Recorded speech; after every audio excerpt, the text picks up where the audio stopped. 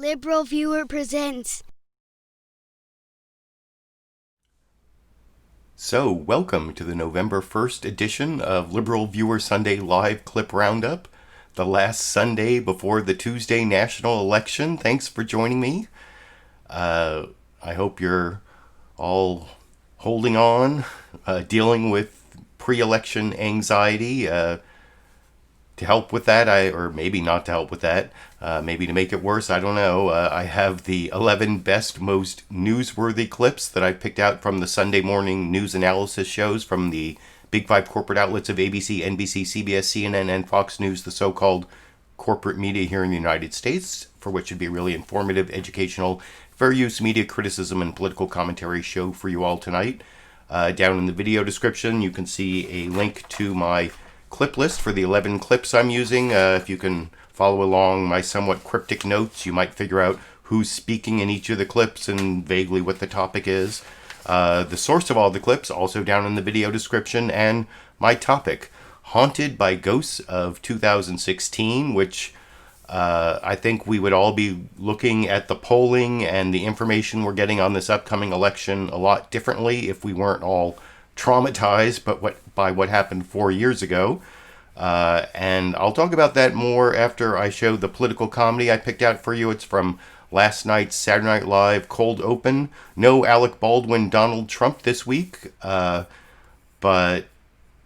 let me just, before I get to that, let me make sure everything is working here. I had so many little problems. Yeah, it looks like everything's working. I apologize for people who thought I was going to start an hour earlier, but for some reason the YouTube live stream tools, I input 3 p.m., but because of daylight savings, it programmed it for 2 p.m., and I had to put in 4 p.m. to get 3 p.m. But anyway, back to my political comedy. This is the cold open, no Alec Baldwin playing Donald Trump, like I said, but it's Jim Carrey playing Joe Biden, and I think he's tuned it up. Not so much dementia, more of some of Joe Biden's some of his actual quirks rather than the made-up caricature you hear from the Trump campaign. This is a Halloween cold open where he reads Edgar Allan Poe's poem The Raven, and this includes a visitor knocking on the door that I will discuss with you a little more after we watch that clip together over here. 'Twas a knock upon my chamber door. 'Twas someone still a little sore.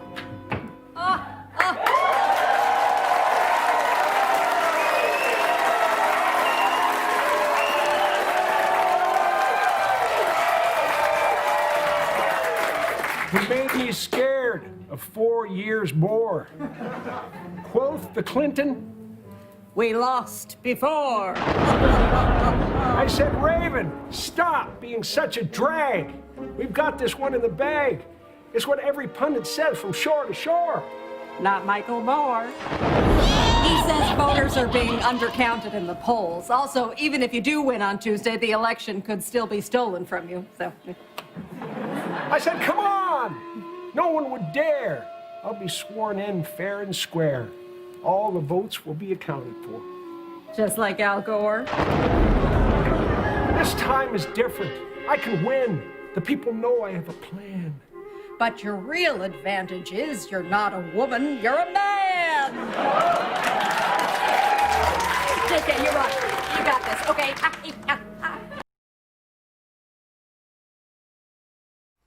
So there was some good commentary in there, and I enjoyed Kate McKinnon reprising her role as Hillary Clinton. But the real theme there is kind of my topic this week, that we're haunted by the ghosts of 2016, maybe even the ghost of 2000. The Republicans have won the presidency without winning the popular vote through this whole electoral college thing. And I wanted to go, before I get to the news clips, I actually wanted to go over some electoral college scenarios with you all. I don't know if you've used any of the interactive maps. There's like 270 to win, and all the networks have their maps. I actually like the CNN map. Hold on, I don't know what that was all about. Hold on, let me see if I can... It's showing like what I'm seeing, but that's not what it's supposed to show. See, I should never do this. I had this all set up, and see what you're seeing, like my whole like analytics. You can see like the scrolling comment. That's kind of like my screen, but hold on. There it is. Not the live streaming YouTube.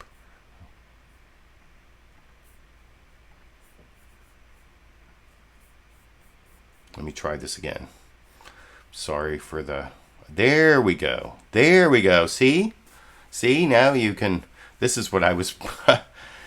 For a minute there, you had a look into what I'm seeing on my little dashboard of analytics and everything. But here, no, this... If you're talking about your ghosts of 2016, this is the Electoral College map from 2016. Trump 306... Hillary 232. That's why we had to deal with this Trump presidency. Now, I've been looking at the polls very carefully, and you'll see, like in the NBC News Meet the Press news summary, that their Wall Street Journal NBC poll just came out. Biden is 10 points ahead in the national popular vote. Hillary was only 4 points ahead at this point. And she actually won the popular vote by 3. So, but if you look at all the state polls, it seems like looking at what Trump won in 2016, that he's not going to be able to win Wisconsin. He's way behind there. He's not going to be able to win Michigan. So I turned that blue. And this is like the nightmare scenario for me, is Trump 280 votes. He doesn't win Wisconsin, he doesn't win Michigan, but he holds on to Pennsylvania. That's why Pennsylvania is kind of the key here. Oh, now I'm having like streaming problems. Is lower than the recommended bit rate. It's like if it doesn't rain, it pours. Oh, and see, look, the screen capture switched over again. I gotta reconfigure it. I don't know what is going on here.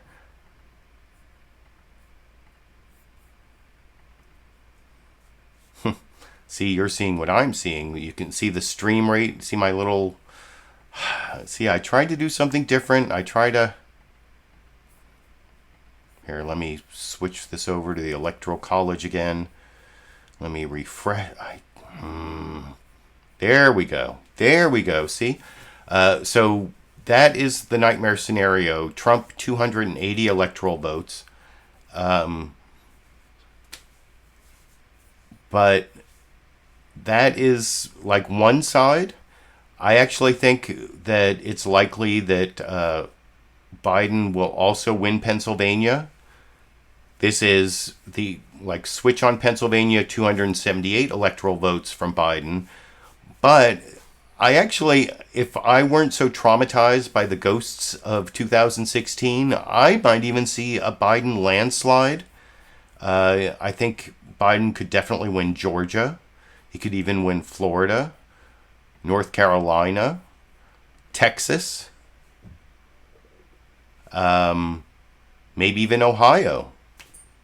That's 394. Oh, and Arizona. So Biden could end up with 405 electoral college votes. But if we go back, the other weird thing that could happen here, say Trump keeps Pennsylvania but loses Ohio. Wait, hold on here. Did I not do this right? If he keeps Pennsylvania, loses Ohio, then you also have the Biden win. Where was... Anyway, these are some of the possible electoral college scenarios here. Like I said, I think the most likely thing that's going to happen is that Biden is going to win, but there's still the possibility. I'm so traumatized by the ghosts of 2016, now I'm going to show you some of the poll. I'm going to show you the news summaries. I'm going to start with NBC News Meet the Press, where they point out that Biden is up by 10 points in their poll. Wait. I should be talking to you. I don't know why I was showing you the Electoral College map there. I'm done with the Electoral College map. And it kept changing around anyway. Sorry that didn't work out in the live streaming software exactly as well as I hoped it would, where I was going to show you all the Electoral College maps. But now I'm going to get to the news summary, starting with NBC News Meet the Press. The longest news summary, I think, puts in all the important facts that I will talk about with you a little more after we watch that together over here. Well, good Sunday morning from our election headquarters right here at Rockefeller Center in New York City. We are just 2 days before the strangest presidential election in our lifetimes, fought amid the deadliest pandemic in a century, will finally come to an end. Or will it? Yes, on Tuesday, millions will go to the polls either to re-elect President Trump or make him a one-term president in favor of Joe Biden. Not only don't we know who's going to win, but because nearly 92 million people, so far, a record, have already voted, and some battleground states count early votes very, very slowly and late, we don't know when we're going to know who's going to win. But here's what we do know. Our final NBC News Wall Street Journal poll, completed overnight, shows Joe Biden leading President Trump by 10 points among registered voters, 52-42. That 10-point spread, that's the biggest for any presidential candidate in our poll at this late stage since Bill Clinton's re-election in 1996. And for those of you with dreams or nightmares about a 2016 repeat, it is worth noting that our last poll 4 years ago showed Hillary Clinton with a shrinking 4-point lead. It was 44-40 on This Morning 4 years ago. That was down from a 10-point lead. And more importantly, Clinton's 44 number left a whole lot of undecideds in a campaign where far fewer early votes had been banked. And remember, all of this is happening amid a coronavirus pandemic that has resulted in the U.S. in more than 9 million cases. It has taken 232,000 lives and counting so far. And not only isn't it rounding the corner, it is at its highest peak yet, and with Midwestern battleground states being hit particularly hard in this moment. Yesterday, President Trump, Joe Biden, and their running mates were all across the battleground making their closing arguments. We win Pennsylvania, we win it all. You know that, right? Here in Michigan, where the right to vote is the most fundamental right. The road to victory goes right through the Tar Heel state. Florida is going to determine in every way who will be the next president. If Biden wins, you're going to have a stock market collapse, the likes of which you've never had. He says he paid an income tax of $750. He knew how to game the system. Well, guess what, Mr. President? I'm coming for you. Joe Biden says we're in for a long, dark winter. President Trump said we're going to distribute the vaccine. We're going to defeat the virus. His closing argument this week is that the press and people are too focused on COVID. COVID, he's complaining. He's jealous of COVID's media coverage. You're right. Well, that you're right. You know, there are a lot of people that call that treason, okay? That's treason. Let's see what happens. Everybody knows who Donald Trump is. Let's show them who we are. This morning, we're going to take a look at 4 battleground states, all of which President Trump won in 2016, and all of which he'll likely have to win again if he wants to keep his job. We're going to begin with the mother of all battlegrounds, my home state of Florida, where presidential elections.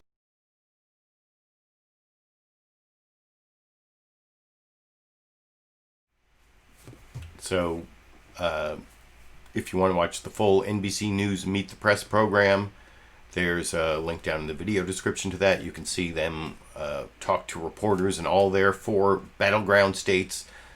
Pennsylvania, and then I think the rest are Florida, Arizona. There was one other in North Carolina. The Sun Belt states, if Biden wins those Sun Belt states, Florida, Arizona, North Carolina, Georgia, those he could win early, and that would save us all a lot of anxiety. We don't have to worry about Pennsylvania, which is going to take a lot longer to find out. And, Pennsylvania, Michigan, Wisconsin, maybe Minnesota. Some people are saying Trump could win Minnesota. I didn't mention that when I showed you the interactive map, and I'm not going to go back to that because that was full of glitches. I wish that had worked out better. I apologize for that. But now I'm going to move on to the CNN State of the Union news summary. Jake Tapper did this 2-hour, usually he does a 6 a.m. Pacific time show for me, and then the 9 a.m. Pacific time show is a repeat of the 6 a.m. show. But this week he did a 2-hour show from 6 to 8 a.m., and he usually starts the show letting us know what the State of the Union is. Well, he started both hours with different State of the Unions. The first hour of the State of the Union was sitting on the edge of our seat because we're waiting to find out what happens on Tuesday. But then by the second hour, it's like the frantic race to the end. And I've edited both the introductions together. You'll see some repeats of some important criticisms of what Trump is doing, blaming doctors, saying that they say there are COVID cases so they can make more money, and also attacking Trump's big COVID advisor from Stanford's Hoover Institute, Scott Atlas. I mentioned on an earlier on a previous week's live stream that Scott Atlas was threatening to sue my brother, who's a professor of medicine at Stanford, and signed this letter with a whole bunch of other medical professionals at Stanford saying Scott Atlas was spreading misinformation. And that comes up multiple times in Jake Tapper's news summary. Like I said, I've edited together what he said at 6 a.m. my time and then what he said at 7 a.m. my time for the news summary that I will talk about with you a little more after we watch it together over here. Hello, I'm Jake Tapper in Washington, where the State of our Union is on the edge of our seat. After years of campaigning, it all comes down to the next 2 days. Election day itself, now 48 hours away, and both campaigns are using that time to make last-minute swings through battleground states. A series of new polls out show Joe Biden leading in Michigan and Wisconsin with a slight lead in Pennsylvania within the margin of error, and extremely tight races in Florida, North Carolina, and Arizona, where there is no clear leader. Make no mistake, this is anyone's race right now. Both Trump and Biden have clear paths to 270 electoral votes. Casting a shadow on the election, the reality of the coronavirus pandemic, which is surging across the country. New cases hitting a record in nearly 100,000 new cases just on Friday. Still, President Trump continues to downplay the pandemic, and the White House is once again attacking the nation's top infectious disease expert, Dr. Anthony Fauci, who warned in a new interview with the Washington Post that the United States is in for a, quote, whole lot of hurt, and, quote, you could not be positioned more poorly. This as the president's chosen advisor on the coronavirus task force, Dr. Scott Atlas, who is not an expert on infectious diseases, mocked Dr. Fauci on Twitter and gave an interview to RT, the Kremlin-controlled propaganda network. We invited the White House to provide a guest for the show this morning. They declined. They pointed us to the Trump campaign. The Trump campaign offered us their national press secretary, Hogan Gidley, whom we accepted. Then they rescinded the offer and offered senior advisor to the campaign, David Bossie, whom we also accepted. They confirmed he would be here. Then they pulled him with no explanation, refusing to provide anyone else. Joining me now is one of Vice President Biden's closest and most trusted advisors, also a senior advisor to the campaign. And Dick Tapper in Washington, where the State of our Union is in a frantic race to the finish, with most polls showing President Trump playing from behind. The candidates will be all over the map today and Monday and Tuesday. Former Vice President Joe Biden is headed to must-win Pennsylvania today, where he will hold 2 events in Philadelphia. President Trump is making 5 campaign appearances today, with just 2 days to go until Election Day. Red states in 2016 and some of them red zones in 2020 as the U.S. sets world records for daily coronavirus cases during these final days of the election. While President Trump has decided to accuse doctors of profiteering off the virus and mock people for wearing masks in the final days. Former Vice President Joe Biden has, of course, taken a different approach. He says he's leading by example, with the honking horns of socially distanced drive-in rallies becoming very familiar in these closing days of the campaign. Joining me now from Michigan, former Democratic presidential candidate Pete Buttigieg. Mayor Buttigieg. And if you want to see the Pete Buttigieg clip, you can see Jake Tapper confront him with some of his criticisms of Joe Biden when he was running against him, saying that, you know, we can't go back to before. And even when he asked the question, I was saying, build back better. And that's what Pete Buttigieg answered, that, you know, Joe Biden doesn't want to go back to old times in the Obama administration. He wants to build back better. But anyway, I think that was a pretty good news summary from Jake Tapper, pointing out some of the ridiculousness of Trump's attacks on Anthony Fauci. Scott Atlas attacked him, and then even the Trump administration attacked him because of what he said last night in an interview with the Washington Post. And anyway, the next news summary, though, I think is focused even more on the real crisis facing Americans, the coronavirus, COVID-19. I've sometimes said that CBS should be the coronavirus broadcasting system or whatever, because CBS News' Face the Nation was the only one of the big 5 corporate outlets back in January and February to give any airtime to what was happening in China with this COVID-19 virus. And at the time I said they were either overhyping what was happening, or they were the only network that were reporting on what is the biggest story of the year. And as I've said many times, turned out to be number 2. Biggest story of the year. CBS got it, and they're still concentrating on it, with Margaret Brennan pointing out that we are going into a really bad time on coronavirus, and then handing it off to Mark Strassman, who's, I don't know why he's in Marietta, Georgia. I thought he was hanging out in Atlanta trying to get an interview with someone from the CDC. But anyway, here's that CBS News Face the Nation news summary, focusing heavily on COVID, sort of putting in some facts about the election and the campaign, but only in the way it relates to COVID over here. Good morning and welcome to Face the Nation. We are in the final hours of campaign 2020, but this exciting exercise in democracy is overshadowed by the grim reality of the new phase of pandemic that we've entered. The U.S. has recorded more than 9 million cases of the coronavirus, with nearly 100,000 new infections reported Friday. 27 states have set a new record for cases in the last 2 weeks. And in the 13 battleground states identified by CBS News, the average of new infections reported daily has jumped 45% over the past 2 weeks. We've got a lot to get to today. We begin with CBS national correspondent Mark Strassman in Marietta, Georgia. This moment in Flint was a reminder. Joe Biden elbow-bumping Barack Obama. Michigan's a battleground state for COVID and presidential politics. Over the past 2 weeks, cases here are up 82%, and the presidential candidates have stopped in 9 times.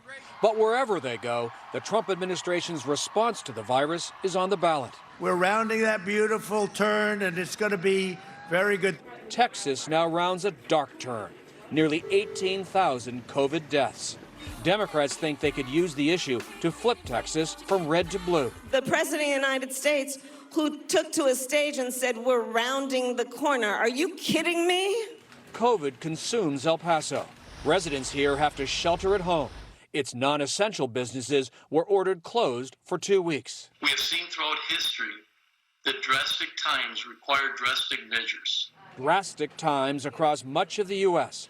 For the first time, the country broke 500,000 new COVID cases in a single week. In COVID's third major surge, researchers say no state has reached its peak. Almost 1/3 of all U.S. counties meet the definition of a hotspot. Overseas, Europe's also in COVID crisis. British Prime Minister Boris Johnson announced a second lockdown in the UK. The virus is spreading even faster than the reasonable worst-case scenario of our scientific advisors. In France's new lockdown, Parisians fled the city to ride out the lockdown in the countryside. And Germany's 4-week lockdown begins tomorrow. Here in Georgia, Republican Governor Brian Kemp is now under quarantine. He was apparently exposed at a campaign event last week. Kemp has tested negative, but his 2-week quarantine may deny him his chance to vote. Margaret? Mark Strassman in Marietta. CBS News Elections and Surveys Director Anthony Salvanto is here in studio to talk about what you should be watching for on Tuesday. Anthony, it's good to see you in person. I know you've been working around the clock and you've been running the numbers for this weekend. In these final days, what's the trend that's emerging? What do we know? There is one thing everybody needs to know going into Tuesday, and that is that Joe Biden has a lead in preference among the people who have already.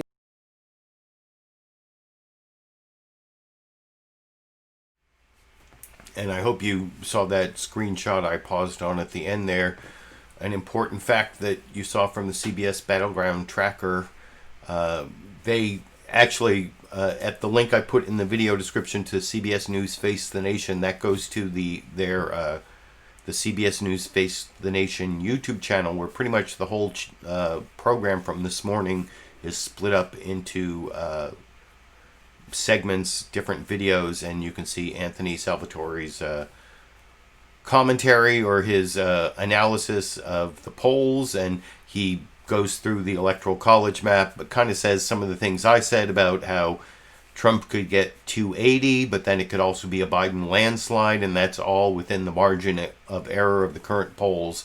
But he pointed out something also important there about how the early voters, the pre-election voters, are 2/3 Biden voters, while the day of election voters are like 2/3 Trump voters. And that's really important because the election day votes get counted first in a lot of jurisdictions. I'm going to show you some clips from the Secretary of State of Pennsylvania. The Secretary of State is responsible for counting the votes, talking about how we have to be patient and wait for the votes to be counted in Pennsylvania. Same thing in Michigan. I'm going to show you the governor of Michigan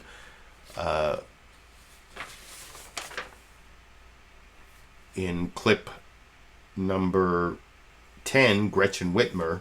So yeah, the Kathy Boockvar is the Pennsylvania Secretary of State in clip 9, and then Gretchen Whitmer in clip 10. But I want to compare these next two news summaries because, you know, usually I show you the Fox News Sunday news summary where Chris Wallace does a brief introduction and then he hands it over to a correspondent reporting on the Trump campaign and a correspondent on the Biden campaign. Well, actually, ABC News' This Week with George Stephanopoulos did that this morning. So I'm going to compare the ABC coverage with the Fox News Sunday coverage. I think it makes it pretty clear that Fox News is not really journalism. If you want to read The Loudest Voice in the Room by Gabriel Sherman over here, you'll find out that Fox News wasn't even created to be a journalistic organization. It was created to be a propaganda outlet for the Republican Party. Whether that all equates to being propaganda for Trump, I guess that depends on what happens on Tuesday, November 3rd. But anyway, here's ABC with Jonathan Karl and Mary Bruce reporting on the two campaigns in a more journalistic way that I will juxtapose to the Fox News Sunday news summary afterwards. But anyway, here's ABC, which I will talk about with you a little more after we watch George Stephanopoulos, Jonathan Karl, and Mary Bruce giving you the... there is some COVID-19 reporting like CBS gave us, but it's also much more political like all the other news summaries that I will talk about with you after we watch this one together over here. Welcome to This Week. We are in the final hours now of what may be the most fraught election of our lifetimes. With 2 days to go, Americans are on edge and engaged. More than 92 million of us have already voted. That's 2/3 of the total votes cast in 2016. When all the votes are counted, it is all but certain that more than 150 million Americans will weigh in for the first time in history. That counting may take some time in this election transformed by the pandemic. We are braced for that as well. And everyone watching at home should know that it is not a sign that anything has gone wrong. This morning, we're here to give you our best sense of where things stand right now, what to watch for Tuesday night and beyond. And we begin with our brand new polls with the Washington Post from the two most critical battlegrounds in this election. Florida is a toss-up with President Trump at 50 among likely voters, Biden at 48. That's down from a 4-point lead for Trump in our last poll. In Pennsylvania, the former vice president leads by 7 points, 51-44. That's down from a 9-point lead in our last poll. Trump spent the day in Pennsylvania yesterday. Biden will be there all day tomorrow. And as we head into the final stretch, let's get the latest on what's happening inside the campaigns from John Karl covering Trump, Mary Bruce covering Biden. John, start us off. George, the president is on an all-out sprint to Election Day. Look where he is just today. Rallies in Michigan, Iowa, North Carolina, Georgia, and Florida. Tomorrow, another 5 rallies in 4 different states. The last one in Grand Rapids, Michigan. That's where he had his last rally in 2016. For a guy who was literally in the hospital with COVID-19 on oxygen, this is really something of a marvel. And there's even talk, George, that he may do one last rally on Election Day itself. He pulled off a massive upset victory 4 years ago. He is doing everything that he can physically do to do it again, although this would be a bigger upset than 4 years ago. These huge rallies in the face of warnings from public health officials. Yeah, no doubt. And because of those warnings, these rallies are outdoors. So he is drawing people by the thousands, going to rallies, in some cases, bone-chilling temperatures, facing the very real threat of getting infected with coronavirus. It's really a reflection of how deep his support is, how fervent his support is. Yesterday in Pennsylvania, think about it, Pennsylvania, 4 different rallies, all packed. And George, at some of these rallies, really at most of them now, they actually start chanting, "We love you," to the president. And what's your sense of what the Trump team is really thinking behind the scenes of what their chances are Tuesday? Well, they know it's really tough. They acknowledge, first of all, that winning any of those states that pushed him over the top last time, Michigan, Pennsylvania, Wisconsin, is very difficult. What they believe is they can hold on to all of the other states he won and then pick off one of those, most likely being Pennsylvania. It's got to be Pennsylvania. But that, of course, means that he has to win in several states where he is now down in the polls. Okay, let's go to Mary Bruce with the Biden campaign. Pennsylvania is the epicenter this time, Mary. It is, George, and in these final hours, Biden's team is laser focused on this key state. Joe Biden will be in Philadelphia today, and then tomorrow he's barnstorming Pennsylvania. In fact, every member, all 4 principals, will be fanned out across Pennsylvania tomorrow. This state is critical for Joe Biden, but his team does see a path to 270 without it. So at this point, it is just an all-out push to get out the vote in this state where we may not know final results for several days, George. And Mary, that path to 270 without Pennsylvania runs right through the Sun Belt. It does, and Joe Biden has been spending a lot of time in this final push trying to win back those Trump states that he won in 2016 that Biden is hoping he can flip. We have seen him out in places like Florida, Georgia, even in Iowa. He's been sending his running mate, Kamala Harris, out to Texas and North Carolina. And, of course, Joe Biden is also focused on rebuilding that blue wall. So we saw him out in Michigan, or in Wisconsin on Friday, and then in Michigan yesterday in his first joint event with President Obama. And, Mary, how would you describe the mood inside the Biden camp? They are keenly aware of the dynamics 4 years ago, so they are truly cautious. I think there are glimmers of optimism from Biden's team, but they are not taking anything for granted, which is why you're going to see them out there campaigning so aggressively right up until the final moments, George. Mary Bruce, thanks very much. Let's bring in Tom Yamas now from one of the battlegrounds, along with Nate Silver from 538. And Tom, let's take a look. If you want to see Tom Yamas and Nate Silver, you can click on the link down in the video description to see the entire This Week with George Stephanopoulos program. But Mary Bruce there talking about how basically the Biden campaign is haunted by the ghosts of 2016. That's my topic for the live stream this Sunday. And I think Mary Bruce covering the Biden campaign and Jonathan Karl covering the Trump campaign did a much better job than Kristin Fisher covering Trump, and Peter Doocy, that's right, the son of Steve Doocy of Fox and Friends fame. They're the ones who covered what's going on in the election from the two campaigns with an introduction from Chris Wallace. Also, I think downplaying the seriousness of COVID-19. That's one of the things I notice on Fox News every week is like President Trump himself, they, at least in their news summaries, try to downplay the seriousness, which I will talk about with you a little more after we watch that final news summary together over here. And hello again from Fox News in Washington. In these closing hours of the 2020 campaign, Donald Trump and Joe Biden are making the traditional last-minute blitz of swing states. But there's nothing traditional about this year. More than 92 million Americans have already voted. That's 65%, almost two-thirds of the total votes cast in 2016. But the candidates are still trying to win over the millions who'll vote on Election Day.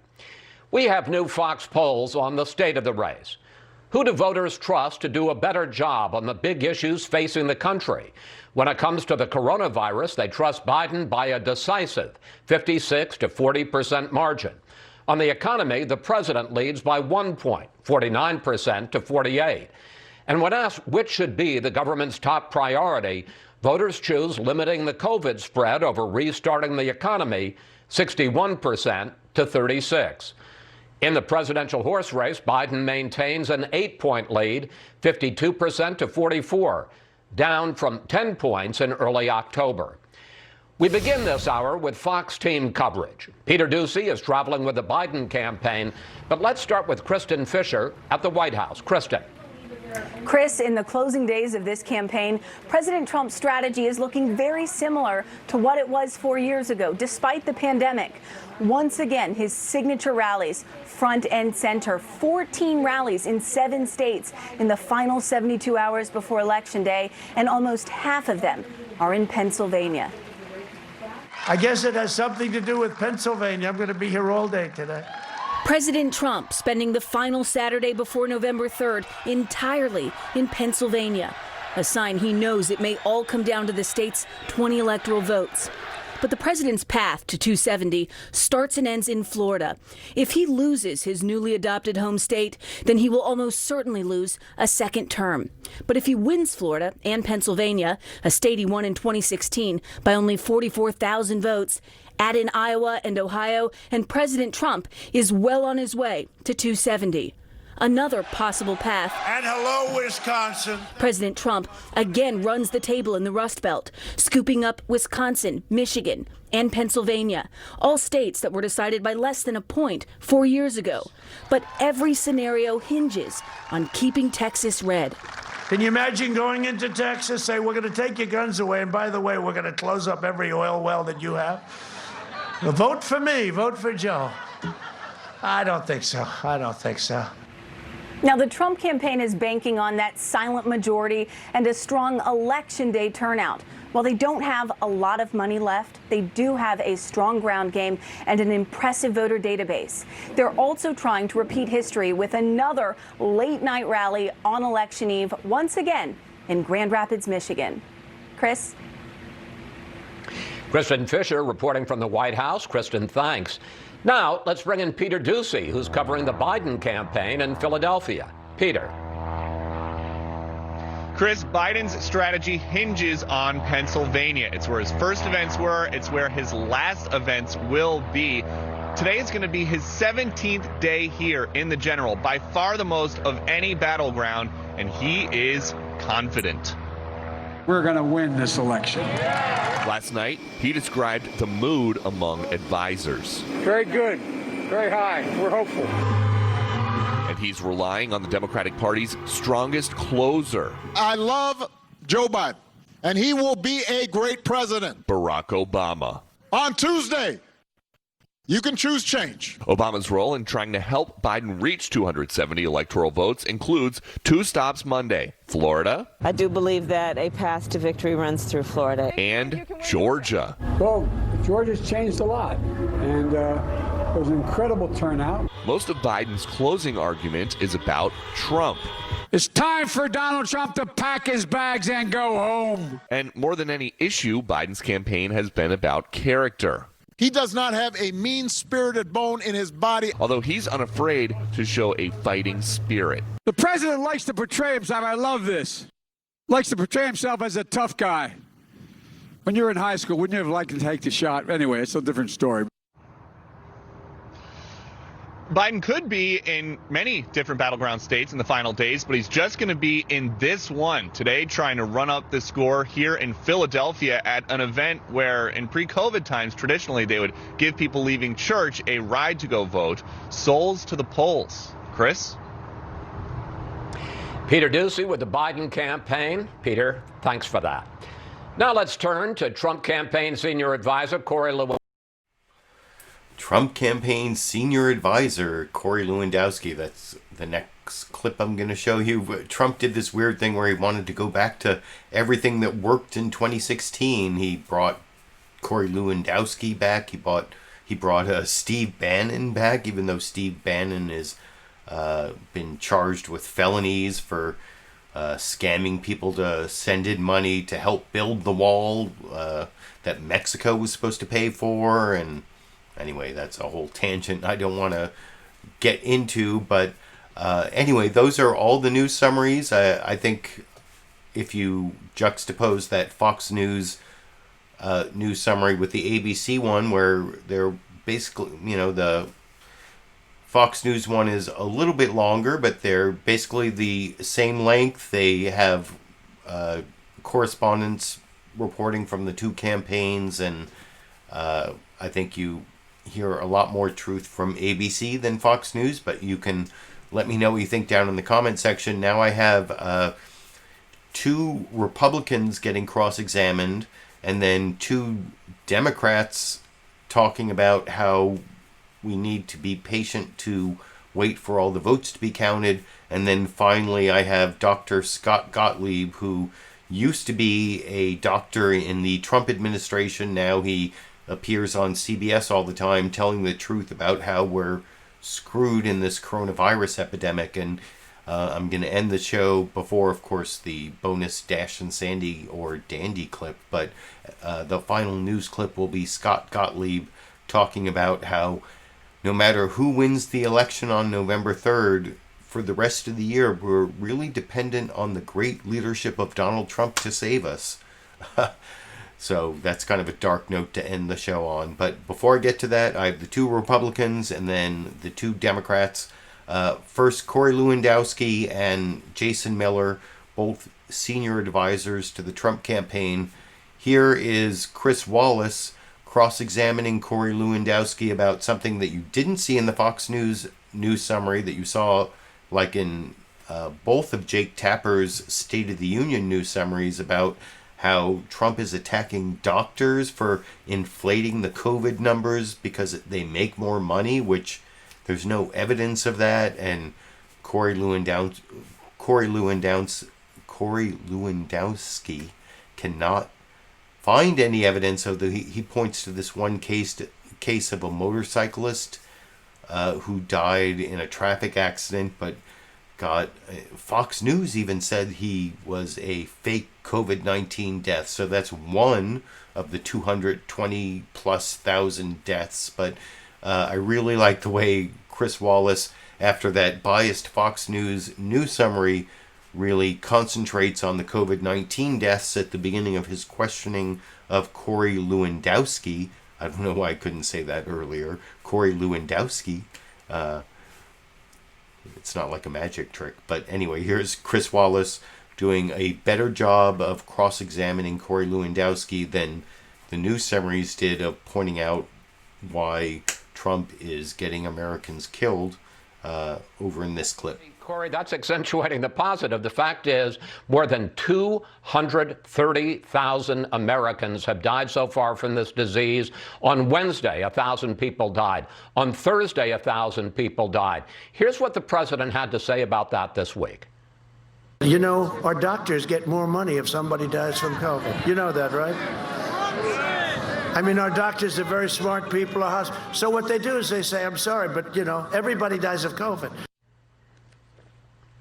What is the president's evidence that doctors, many of whom are risking their lives treating these patients, are in fact lining their pockets by saying they are inflating the number of COVID deaths? You know, Chris, I haven't seen that evidence, but we have seen on multiple occasions instances where people have claimed that they have been died from COVID-19, and that wasn't the case. We saw it. Fox News actually did a whole expose on an individual who died in a motorcycle accident.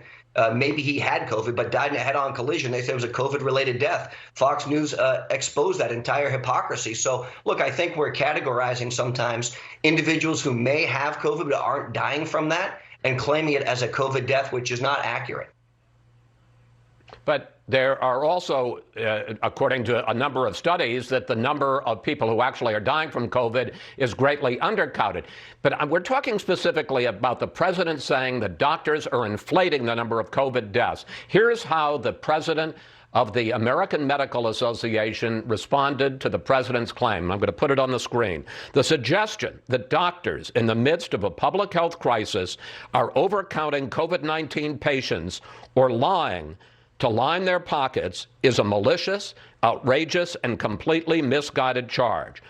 Does the president stand by his accusation that doctors are profiteering off this virus? You know, Chris, I haven't spoken to the president about this directly, so I couldn't answer that. But I can tell you that. You understand, it's a pretty serious thing to say about the nation's doctors who are on the front lines. Look, we have enormous respect for doctors who are serving the frontline patients, and they do an amazing job by and large. We know that this president has provided them the PPE equipment that they've needed to be able to do their jobs because the previous administration left our stockpiles empty. So because of the work that this administration has been able to do, healthcare workers and frontline workers actually have the equipment now to help combat this virus and stop the spread of it further. I want to turn to the economy. The president celebrated. So there you see Chris Wallace cross-examining Corey Lewandowski, who's been brought back into the Trump campaign after being shunned for several years. He actually even had an assault charge or an assault investigation for pushing a reporter back in 2016, and that never came to anything, but he's back as a Trump advisor, never made it into the Trump administration, but he's in the Trump, a senior advisor to the Trump campaign, trying to, well, he doesn't have any evidence to back up what Trump's saying about doctors profiting by faking COVID-19 cases. That is one of the big lies that we're experiencing in the 2020 Trump campaign, and it's pretty atrocious to be attacking the frontline workers, as Chris Wallace was saying there.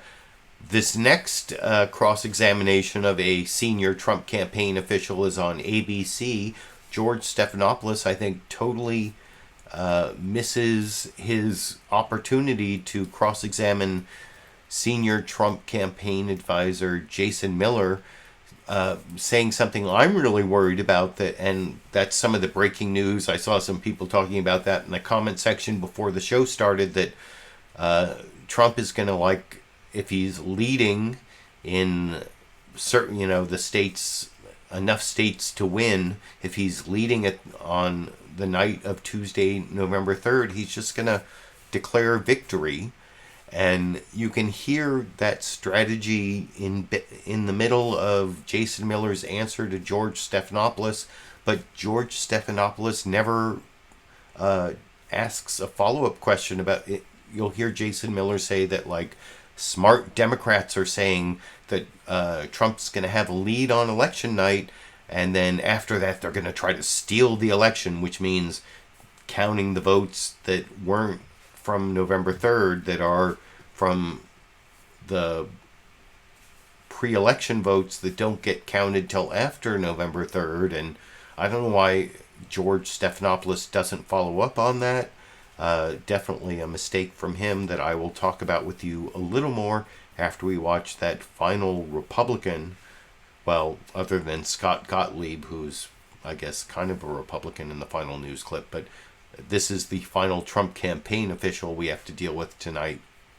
Over here. Americans, more than 92 million Americans have already voted. That's well over half of the number that voted in 2016, and it's going to continue through Tuesday. So given all that, what is your clearest path to 270 right now?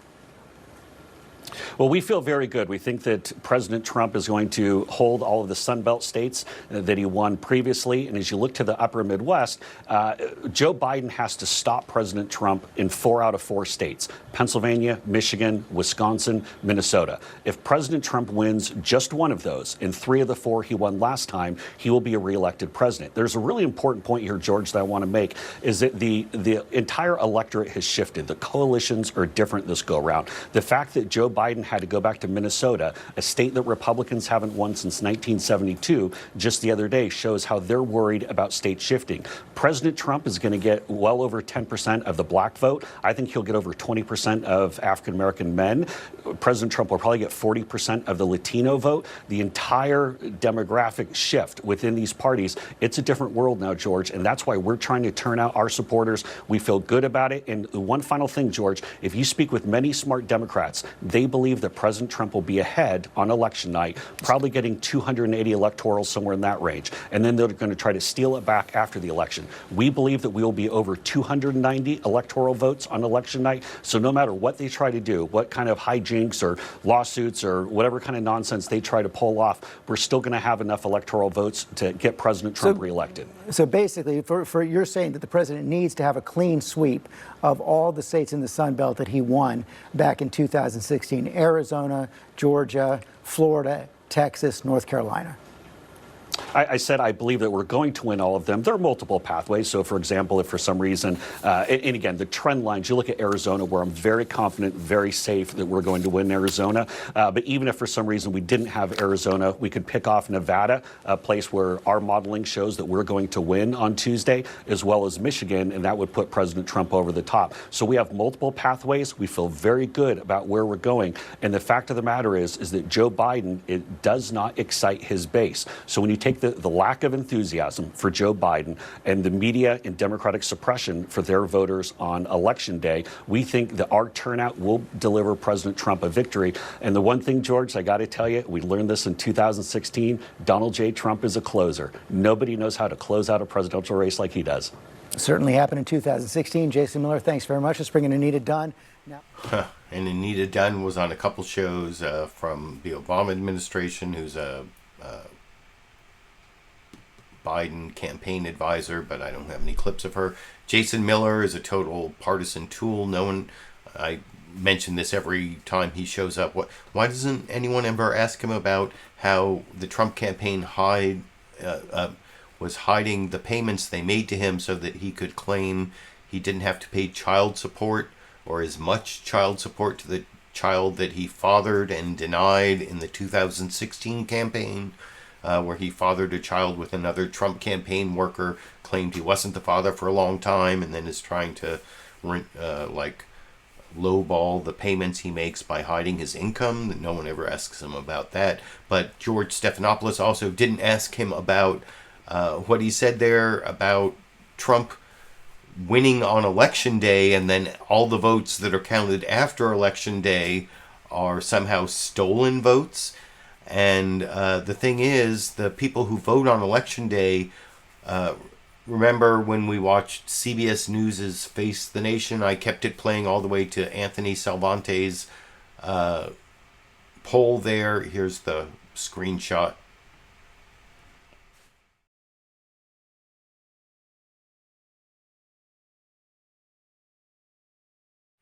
So that screenshot tells you 2/3 of the people who vote before November 3rd favor Biden. 2/3 of the people who are projected to vote on November 3rd are going to favor Trump. But the votes on November 3rd, the Election Day votes, in a lot of places get counted first. And so you just saw Jason Miller reveal the strategy that they're going to declare victory based on the Election Day votes and try to stop the counting of all the 93, so far like 93 million people have voted before Election Day. Good morning. And yeah, here you can see that screenshot. 66% of the already voted people favor Biden. 69% of the Election Day people favor Trump. And so Americans, more than 92 million Americans have already voted. That's something we have to be worried about. And the last two clips I'm going to show you are Democrats, one from Pennsylvania and one from Michigan, talking about how we have to be patient waiting for those Midwest votes to be counted. Maybe Biden will have a landslide early by winning Florida or Georgia or North Carolina. Those are things we might actually find out on Election Day if there's a Biden landslide. But if there's not a Biden landslide, we're going to have to wait for Michigan and Pennsylvania to be counted. And that could take like a week, more than a week.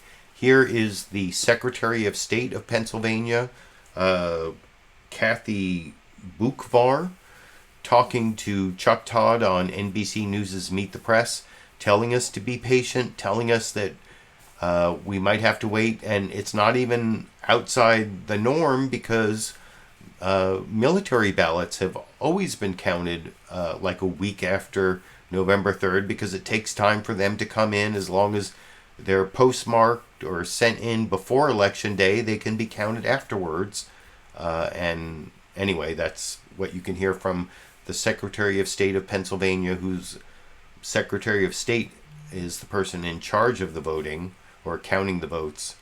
And Pennsylvania could be the key state that we're waiting to hear about if there's not a Biden landslide, which I will talk about with you a little more after we watch that clip together over here. Thank you for doing this. And let me start with what has a lot of us anxious here, and that is the timing of the vote count, particularly when the non-election day vote starts to get counted. We already know as many as 7 counties won't even begin counting mail-in ballots until Wednesday morning. Explain to viewers how much patience we all need to have about Pennsylvania. Thanks so much for having me on, Chuck. Really appreciate it.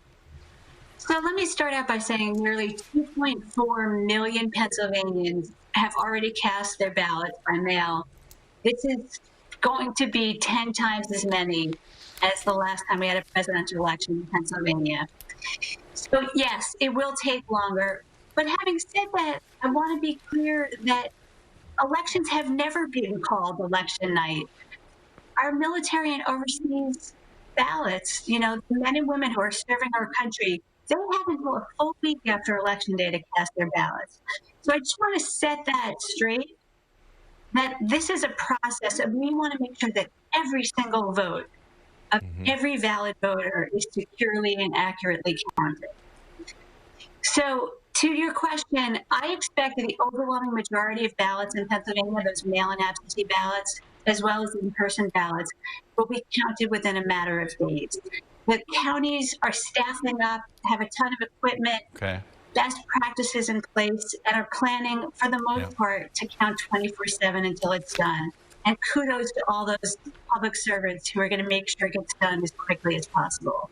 All right, you did confirm we're looking at days. Now, there's a specific 3-day window a lot of people are wondering about, and that is Tuesday to Friday, and ballots that are turned in with a postmark on Tuesday, but after 8 p.m. Are you still setting those ballots aside, thinking that they could get thrown out? Yeah, so, what we want to do first and foremost is say to the voters, ignore the lawsuits, ignore the hype, just get your ballots in today. Best way you can make sure that your ballot will be counted when you get it by 8 p.m. on November 3rd.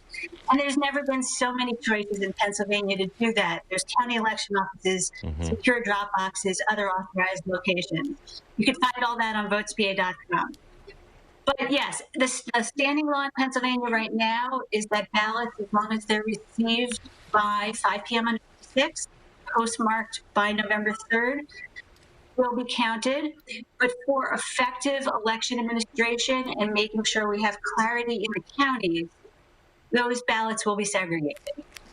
But they will be counted. When will they be counted? Will you count them immediately, or are you going to wait till the courts decide what to do with those ballots? So we're going to be issuing guidance, within a day, explaining to the counties how to canvass. The idea is not to wait, that they should be canvassing them as soon as the 8 p.m. timeframe passes and the new ballots start coming in. So those will be canvassed. Secretary of State Kathy Boockvar, good luck.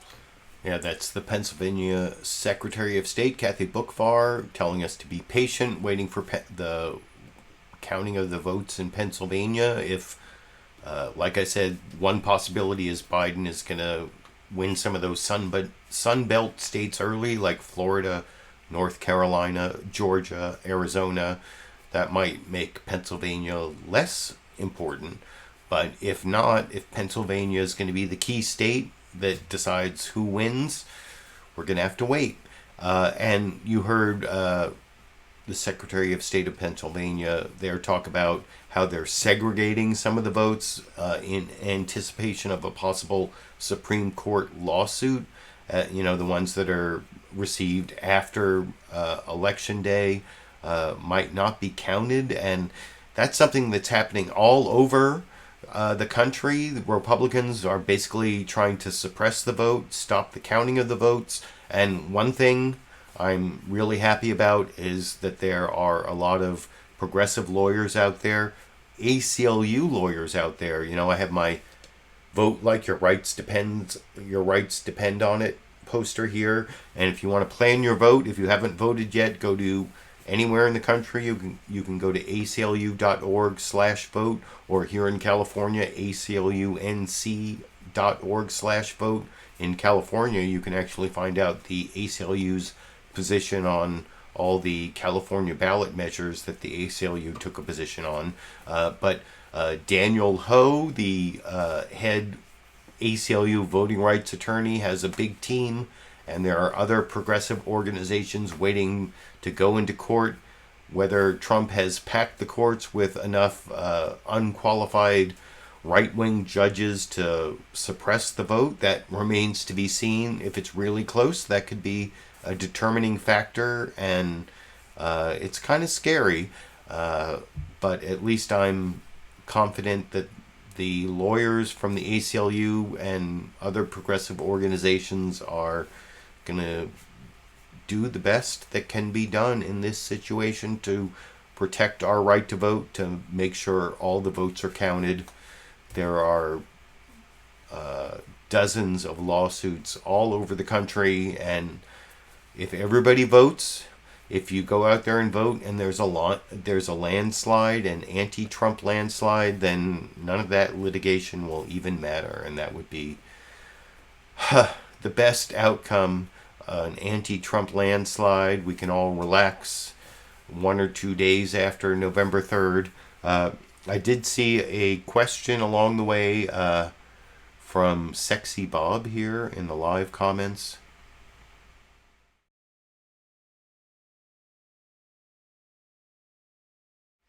Am I going to do a live stream on Tuesday night? Well, I'll definitely be back next Sunday for my regular live clip roundup. I'm going to do every Sunday through January 20th, 2021. But if something's happening and it's worth doing a live stream, I will come back. I will do some. I'll try to give you 2 or 3 hours notice, and then come on to talk about a court case or some sort of controversy where, I don't know what's going to happen, if there's going to be violence, if there's going to be litigation. Depending on what happens, I might come back. So the answer to Sexy Bob's question is maybe. And I also want to thank the Super Chat contributors so far that I saw.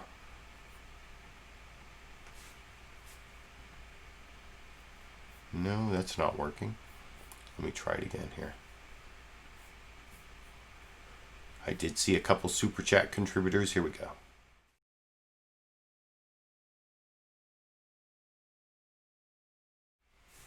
Thank you, Matthew and Lulu Girl. That definitely helps and makes me feel supported.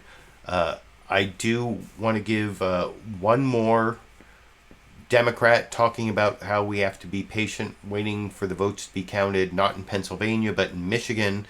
This is Michigan Governor Gretchen Whitmer telling us, yes, Michigan is going to go for Biden, and then also how we have to be patient waiting for the votes to be counted in the penultimate newsmaker clip that I will talk about with you a little more after we watch together over here. Governor Whitmer, yes or no, is the blue wall back? Is Biden going to win Michigan? Well, you know what? I know this, Jake. My predecessor, Republican governor, has endorsed Joe Biden in Michigan.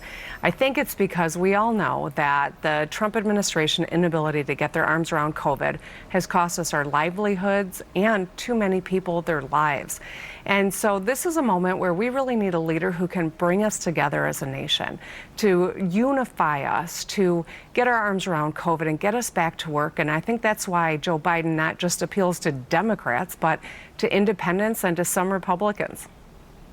Governor Whitmer, Michigan officials cannot start processing all the early ballots until on or just before Election Day itself, depending on the part of the state, which could make the early Election Day votes skew far more in favor of Trump.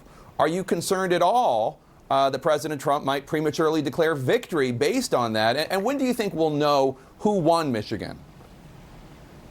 Well, I think that's a very real possibility, and that's why we are trying to make sure that everyone in the press understands the volume of votes that are coming in is like nothing we've ever seen before, and it is going to take time to count. And it's more important that we get a count that is accurate than a count that is fast and might not be accurate. And that's why we will continue to keep you posted. We will be very transparent and give you regular updates, but we want to get this count right. Governor Evers, President Trump is holding a rally in your home state. So there you go. That you saw Pennsylvania and Michigan telling you to be patient about the vote counting. If Biden doesn't have a landslide that sweeps through the Sun Belt, North Carolina, Florida, Arizona, Georgia, that could be an early sign Biden is having a landslide, and we don't have to worry about Pennsylvania, Michigan. But if that doesn't happen, we may have to wait for a while. And anyway, that's why I wanted to show you Gretchen Whitmer and Kathy Boockvar from Michigan and Pennsylvania. That could be what is keeping us up late at night on Tuesday night, Wednesday night, Thursday night, the rest of the month of November. I really don't know how it's going to go. But one thing I think is pretty clear: whatever happens in terms of the election, the coronavirus, COVID-19, it's getting worse. I talked about this the last couple weeks. We're coming into the dark winter that Joe Biden talked about, and Trump has attacked him for saying we're going into a dark period, but things are not looking good. And Dr. Scott Gottlieb was over on CBS News's Face the Nation, saying that the inflection point is Thanksgiving. December could be the worst month. And if you're looking for something to make you even more anxious than just the election on November 3rd? If you watch this clip, Scott Gottlieb, who used to work for the Trump administration but has been basically telling the truth about COVID on Face the Nation every week for the last 7 or 8 months, if you've been watching carefully.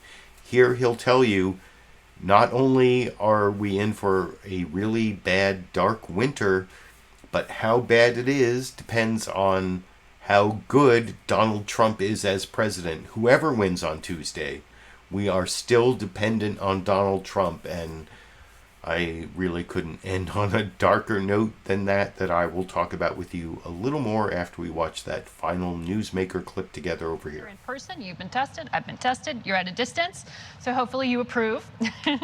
I haven't seen you in person since mid-March. But things haven't gotten better. In fact, they seem to be getting worse and accelerating in the infection rate this week alone. I mean, the numbers are pretty staggering. The president continues to say we're rounding the corner. That's just not factually accurate. No, things are getting worse around the country. I think Thanksgiving is really going to be an inflection point. I think December is probably going to be our toughest month. But when you look at what's happening in states right now, you're seeing accelerating spread. We're right at the beginning of what looks like exponential growth in a lot of states, the Midwest, the Great Lakes region, even states like Texas, where you see 6,000 cases, Illinois, 8,000 cases, Florida, 5,000 cases, Wisconsin, 5,000 cases reported Friday. These are very worrisome trends. There are about 23 states right now that are accelerating the spread right now. The positivity rate is above 10% in 15 states, and all the states have an R above 1, which means that they're an expanding epidemic right now. So this is very worrisome as we head into the winter. Actually, that was acknowledged in a pretty frank interview by Dr. Fauci with the Washington Post that published yesterday. He said neither he nor Dr. Birx from the task force have briefed the president in quite some time.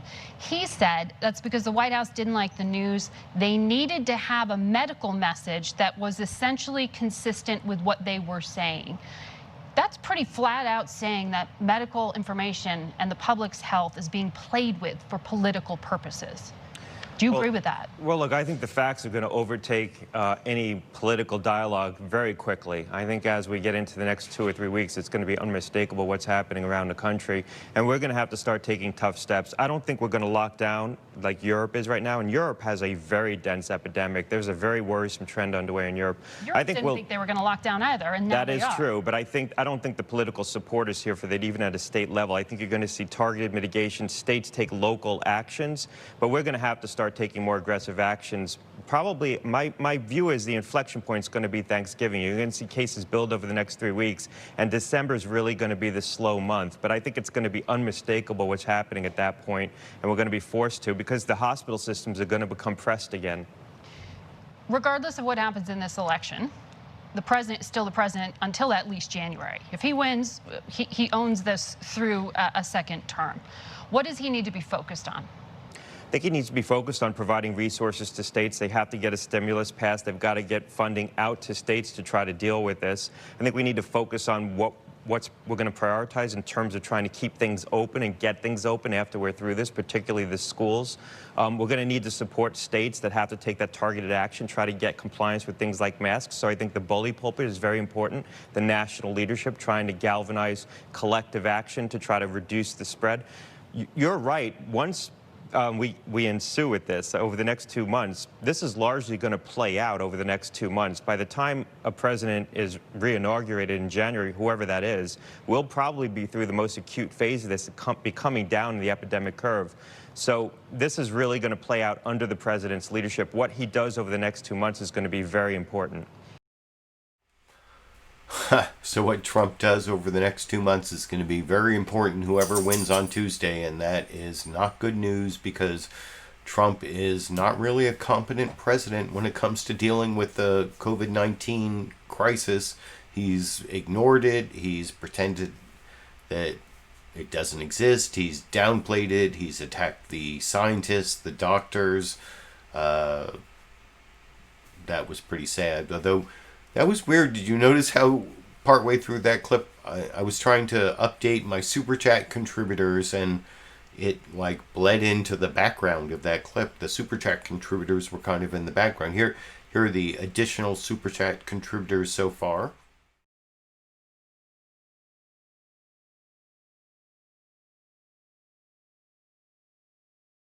So thanks to Sana Hayes and G Wolf there, and I agree with, hopefully next Sunday won't be a sad show.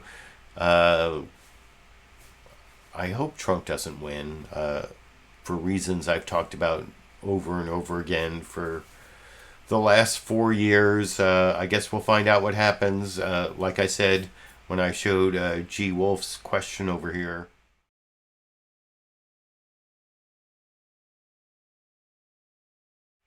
It's possible I'll have a chat on Tuesday night or Wednesday or Thursday or when something important happens in the election. Otherwise, I will be back next Sunday and every Sunday through at least January 20th, 2021 to do my Sunday live clip roundups. There are also links down in the video description where you can support my show financially on Patreon. And also through PayPal at the $5 level on PayPal and Patreon. I send you this weatherproof vinyl #LiberalViewer sticker. At the $10 level, you get the sticker and this ACLU Constitution, which has a Know Your Rights with the Police section in the back. There's also a join button below the video to become a YouTube member. Although if you want the sticker and the Constitution, we'll have to like figure out some way for you to get me your shipping address. But anyway, that's the end of the news clips. I did promise you a Dash and Sandy or Dandy clip. This is Dash and Sandy waiting at the food bowl this morning. They were also not very happy about daylight savings. You're going to hear Dash the cat do some vocalizations. Sandy, the dog, is still wearing her Halloween bandana that she wore when we answered the door for trick-or-treaters last night for the Dash and Sandy Dandy clip to end the show tonight over here.